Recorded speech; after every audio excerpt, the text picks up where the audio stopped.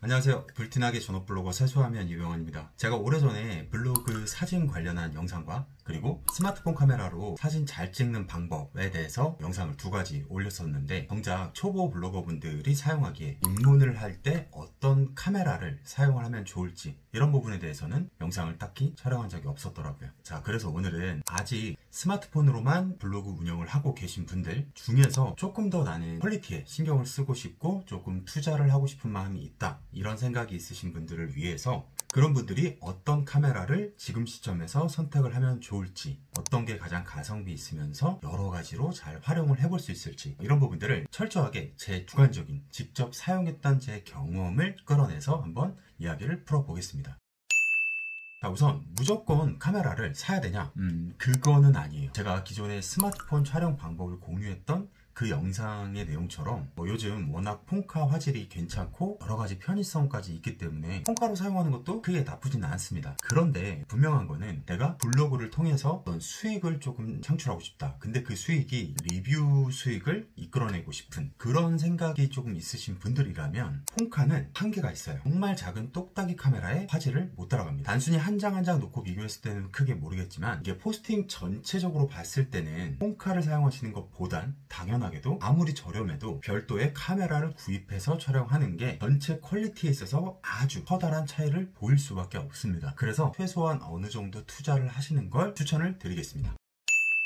제가 그동안 블로그 운영하면서 직접 구입했던 제품, 그리고 리뷰어로서 대여를 받아서 한 달 정도 사용을 해왔던 제품들, 그 제품 위주로 설명을 드릴 거고요. 어떻게 보면 2020년 현재 시점에서는 조금 안 맞을 수도 있어요. 왜냐하면 최신 제품만 나열을 해서 소개하는 방식은 아닐 겁니다. 사실 한 2-3년, 3-4년 지난 카메라도 블로그를 운영하기 위한 목적이라면 충분히 차고 넘칠 수가 있거든요. 그리고 DSLR이나 미러리스, ISO, 조리개값, 셔터 스피드, 이런 것들 잘 모르시는 분들, 아직 쉽게 말해서 내가 사진을 찍을 때 M모드가 뭔지 잘 모르고 활용할 줄 모른다, 이 단계에 계신 분들에게 적합한 영상이 될 겁니다. 왜냐하면 제가 오늘 말씀드릴 카메라 모델들이 대부분 1인치 센서를 가진 하이엔드 카메라이기 때문입니다. 제가 제일 많이 사용해본 모델이 소니 RX100 시리즈예요. 처음에 제가 블로그 시작하고 한 1년 정도 지났을 때 소니의 RX100 마크4를 사서 카메라 공부를 굉장히 심도 있게 했던 것 같아요. 소니의 RX100 시리즈는 마크4부터 외형도 많이 바뀌었고 여러 가지 페이스리프트가 됐었는데, 그 이후에 마크4, 5, 5A, 6, 최근에 7까지 사실 다 사용을 해봤어요. 그리고 또 많이 사용했던 모델은 캐논 G1X 마크3는 2018년도에 제가 구입을 했었고, 이거는 1인치 센서는 아니고 크롭 센서,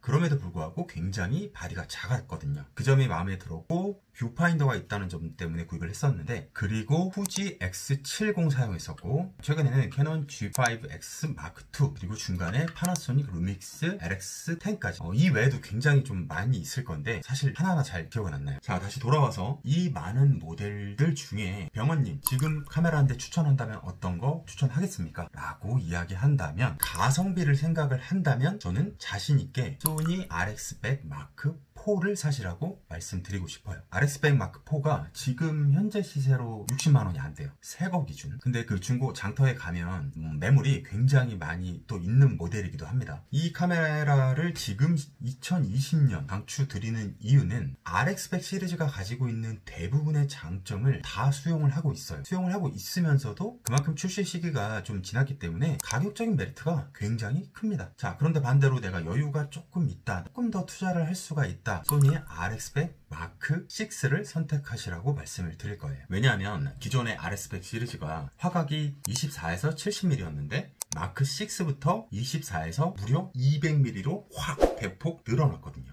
앞에 24mm라는 숫자는 같은데 뒤에 200mm가 붙었다라는 의미는 뭐냐면, 최대 망원 화각이 70mm인 것과 200mm인 것의 차이는 진짜 엄청나게 커요. 직접 써보니까 RX100 마크6, 7의 200mm 망원 화각은 진짜 최고입니다. 이 작은 소형 카메라 하나 가지고 무려 200mm 화각의 망원을 편리하게 자동중으로 확 당길 수 있다는 거는 진짜 블로거한테 굉장히 꿀기능이에요. 소니 RX100 시리즈가 사실적이고 깔끔하게 잘 나와요. 쉽게 흔히들 말하는 선예도가 높죠. 그리고 칼핀, AF가 진짜 잘 맞아요. 그래서 저는 처음에 시작하시는 분이 있으면 꽤 오래전부터 지금까지도 RS100 시리즈를 가장 많이 추천을 했습니다. 실제로 저 때문에 RS100 시리즈를 산 분들이 되게 많아요. 그리고 대부분 만족하면서 잘 쓰고 있다라고 이야기를 했었습니다. 자, 하지만 내가 뷰티 블로거다, 혹은 셀카를 많이 찍는 편이다, 그러면 그때는 캐논 모델로 가시길 추천드립니다. 캐논에서 지금 동급 모델로 사용할 만한 모델은 캐논 G7X 마크 3가 있습니다. 가격은 70만원 후반대 정도. 좋습니다. 조작법 쉽고 캐논 특유의 색감, 따뜻해 보이는 그런 색감도 좋고 여러가지로 좋아요. 앞서 말씀드린 것처럼 얼굴을 많이 찍는 분들이 아니라 제품 컷이나 풍경 사진을 좀 많이 찍는 편이다, 그러면 캐논보다 소니가 더 나은 것 같아요. 물론 색감이나 이런 것들은 철저하게 주관적이지만 캐논 카메라로 찍었을 때와 소니 카메라로 찍었을 때 이 제품의 디테일이 살아나는 게 확실히 좀 다르다라는 걸 꽤 오랜 기간 동안 계속 느꼈던 것 같아요. 그래서 처음 시작하시는 블로거 분들한테는 얼굴을 많이 찍는 게 아니라면 소니 카메라를 추천을 드리는 겁니다. 복병인 모델이 한 가지 있는데 후지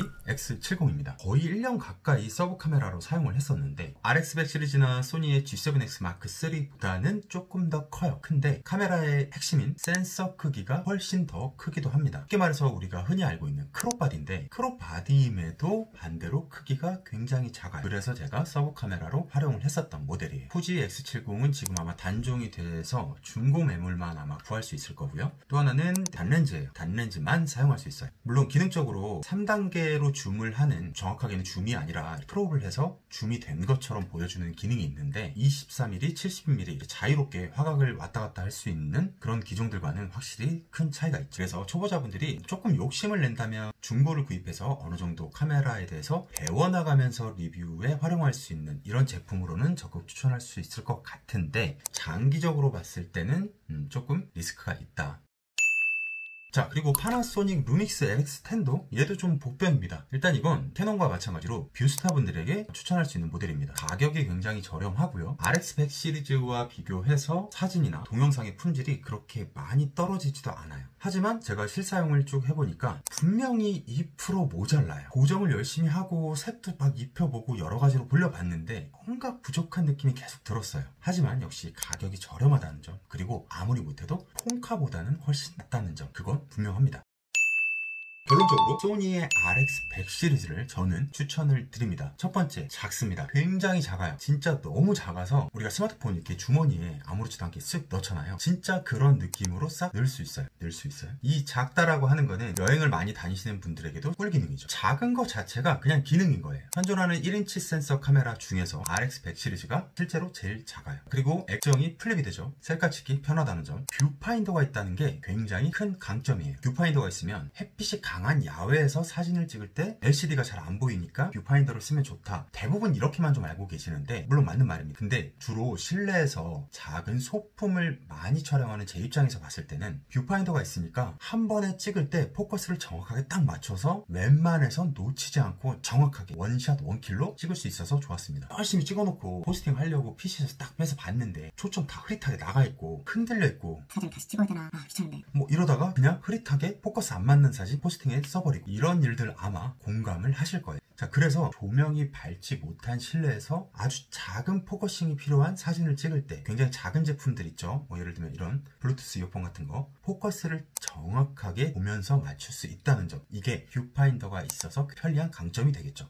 그리고 연사와 동체 추적 이런 것들 타의 추종을 불허합니다. 제가 써본 모든 카메라 중에 연사나 동체 추적 관련해서는 진짜 소니를 따라올 데가 없었어요. 그리고 RX 마크 4부터 마크 5, 마크 5A까지는 f1.8의 밝은 조리개를 지원을 하죠. 그만큼 카메라 입문자분들이 사용하기에 굉장히 좋은 조건입니다. 조리개 숫자가 낮다라고 하는 건 그만큼 카메라가 어두울 때도 더 밝게 찍어준다, 이렇게 일단 이해를 하시면 쉬울 것 같습니다. 모든 블로거분들이 사진을 찍을 때 막 스트로보를 터트리고 옆에 지속광 막 2개 터트리고 이렇게 화려하게 사진을 찍을 수 있는 건 아니잖아요. 지금 카메라 하나를 살까 말까 고민을 하고 있는 단계에서 스트로보 사용은 당연히 제약이 있을 겁니다. 자, 그럼 카메라만으로 그리 밝지 못한 이 실내, 작은 제품을 최대한 예뻐 보이게 찍으려면 밝은 조리개를 지원하는 카메라를 사용하는 게 좋겠죠. 그리고 그와 관련해서도 소니의 RX100 시리즈는 작지만 내장 스트로보를 가지고 있죠. 그와 관련해서는 제가 한 4년, 5년 전에 썼던 포스팅이 있습니다. 참고를 해보시면 될 것 같아요. 자, 그리고 마지막으로 A6000 시리즈나 A7 시리즈의 이런 풀프레임으로 넘어가기로 결정했다. 그때 카메라를 방출하기가 쉬워요. 중고 판매가 굉장히 활성화되어 있어요. 물론 단점도 있습니다. 많은 분들이 지적하시는 게 따로 그립이 없어요. 되게 매끈해요. 그래서 저도 항상 RX100 시리즈를 쓸 때는 이런 스트랩은 필수였고요. 부착해서 쓰는 형태의 조그만 그립이 있습니다. 꽤 쓸만했던 것 같아요. 그리고 캐논 시리즈에 비해서 정말 아쉬운 점 있죠. 터치가 안 됩니다. 일부 모델 같은 경우는 이제 AF를 맞출 때의 터치만 지원하는 그런 기능을 이제 소니에서 집어넣었었는데, 사실 모든 메뉴 구성이나 LCD 화면 자체가 아예 풀터치인 캐논 모델에 비해서는 컨트롤을 내가 어떻게 하느냐의 차이인데, 한 일주일, 한 달 정도? 아무리 길어봐야 한 달 정도 UI에 익숙해지면 터치가 안 되는 거 정도는 저는 문제가 안 되더라고요. 근데 제가 오늘 이 초보분들을 위한 카메라 추천을 드리면서 하이엔드 기종만 말씀을 드린 이유가 있어요. 미러리스로 가면 물론 좋습니다. 좋은데 추가적으로 렌즈에 대한 고민이 생겨요. 자, 이건 풀프레임 미러리스인데 바디뿐만 아니라 렌즈도 따로 구입을 해야 됩니다. 근데 렌즈가 또 한두 개냐? 그렇지도 않아요. 엄청 많아요. 바디도 구입해야 되죠. 렌즈 구입 비용 추가로 들어가죠. 그렇기 때문에 일단 시작을 하실 때, 제가 앞에 말씀드렸죠, M모드를 내가 아직은 활용할 줄 모른다, 이 단계에 있는 블로거분들이 사용하기에 적합한 카메라는 렌즈가 일체형인 하이엔드 카메라 아닐까 싶은 겁니다. 자, 마지막 번외적으로 제가 지금 얼마 전에 리뷰했던 모델인데, 소니에서 RX100 시리즈와는 좀 달리 영상에 특화된 카메라를 최근에 하나 출시했습니다. 제가 얼마 전에 리뷰했던 GV1 모델인데 지금 가지고 있습니다. 소니에서 대여를 받았던 거고요. 제가 한 3주 동안 잘 썼는데 아쉽게도 내일 이제 다시 반납을 해야 됩니다. 이 모델을 지금 구입할지 말지를 두고 제가 끝까지 좀 고민을 좀 하고 있긴 한데요. 요거 조금 잠깐 말씀드리면, 요즘에 나름 핫한 모델이라서, 자, 일단 사진은 RX100 시리즈 크7과 거의 유사하게 잘 나와요. 사진용으로만 쓰기에도 괜찮아요. 그런데 한 가지 아쉬운 점은 24, 70mm 화각을 담고 있어요. 최신 모델 치고는 조금 아쉬운 화각이죠. 이게 사진이 아니라 영상 특화, 특히 브이로그 카메라로 라인을 아예 잡았기 때문이에요. 이 상단을 보시면 녹화 버튼이 굉장히 크죠. 아주 커요. 직관적으로 그냥 딱 누르면 바로 녹화가 시작되고, 제가 리뷰에서도 작성했었는데 소프트 스킨 기능이 들어가 있어요. 얼굴, 여기 특히 광대 쪽을 굉장히 좀 부드럽게 처리를 해주는 기능인데 꽤 자연스럽게 잘 됩니다. 근데 제가 앞서 뷰티 블로거 분들이라면 소니보다는 캐논을 선택을 하셔라 이렇게 말씀드렸는데, 이 모델이 나왔기 때문에 꼭 그렇지는 않다. 캐논에서 전체적으로 예쁘게 보여주는 그런 색감이나 피부를 부드럽게 보정해주는 이런 부분들이 굉장히 강점이었는데, 이 카메라도 그래요. 근데 얘가 저는 좀 좋다고 느꼈던 게, 캐논의 경우는 이 사각 프레임 안에 모든 것, 그러니까 사람 얼굴뿐만 아니라 뒤에 있는 배경이나 아니면 여러 가지들 다 마치 하얀색 필터 입힌 것처럼 살짝 뿌옇게 보여주죠. 그래서 어떤 예뻐 보이는 효과가 있는 건데, 얘는 사각 프레임 안에 모든 걸 원래 소니 카메라의 쨍한 선예도를 그대로 담아내는데, 내가 미리 등록했던 얼굴이 프레임 안에 등장을 하면 그 얼굴에만 소프트 스킨을 적용을 해서 예쁘게 보정을 해주더라고요. 결국 사람 얼굴만 예쁘게 나오고, 그리고 뒤에 배경의 경우는 원래 소니가 담아내는 느낌 그대로 가져갈 수 있다는 거죠. 이 카메라의 가장 큰 강점이 아닐까 싶습니다. 단점도 있습니다. RX100 시리즈에서 제가 강조했던 뷰파인더가 빠졌습니다. 없어요. 없을 수밖에 없는 이유가, 영상에 특화된 모델인데 마이크 크기 보세요. 마이크 크기가 엄청나요. 손바닥 안에 들어오는 이 작은 카메라에 마이크가 진짜 엄청납니다. 그래서 마이크 수음력이 굉장히 좋은데, 소니가 선택을 한 거죠. 이 마이크 크기를 이렇게 크게 하기 위해서 이 핫슈를 여기다가 넣었고요. 덕분에 여기 원래 있던 뷰파인더가 아예 제외가 된 겁니다. 사진이 아니라 영상 특화 카메라로 컨셉을 잡은 거죠. 그리고 플립 LCD가 스위블 LCD로 바뀌었습니다. 이거는 딱히 어떤 게 좋다 나쁘다를 구별짓긴 좀 어려울 것 같아요. 이거는 조금 주관적인 사용 경험에 따라 달라지지 않을까. 어쨌든 셀카 찍기에는 좋다. 그리고 RX100 시리즈에서 제가 지적했던 이 그립, 요거 소니에서 받아들인 것 같아요. 이렇게 그립을 살짝 만들었습니다. 그래서 괜찮습니다. 이거 따로 외장 그립을 부착을 할 필요가 없게 됐어요. 또 마지막으로 아쉬운 점은 4K 촬영을 여전히 5분 제한을 걸어뒀어요. 4K 5분 제한은 RX100 마크 6까지 걸려있던 건데, 마크 7에서 그 제한을 풀었었어요. 제가 마크 7으로 제가 강의를 받을 때 1시간 5분 정도 아무 제약 없이 4K로 녹화를 했던 적이 있습니다. 그래서 되게 좋다라고 생각을 했었는데, 새로운 또 하나의 라인업을 이렇게 내놓으면서 첫 모델에서 4K 촬영을 제안을 했다는 거는 분명히 소니가 기술력은 가지고 있는데 그리 멀지 않은 시점에 4K 촬영 시간 제한을 풀면서 뭐 몇 가지 개선점을 내놓는 마크2의 출시가 그렇게 오래 걸리진 않지 않을까, 뭐 조심스러운 제 생각입니다.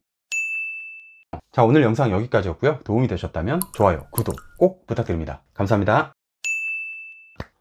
이거 질러 바로 이거 좀 좋긴 한데 질릴까요?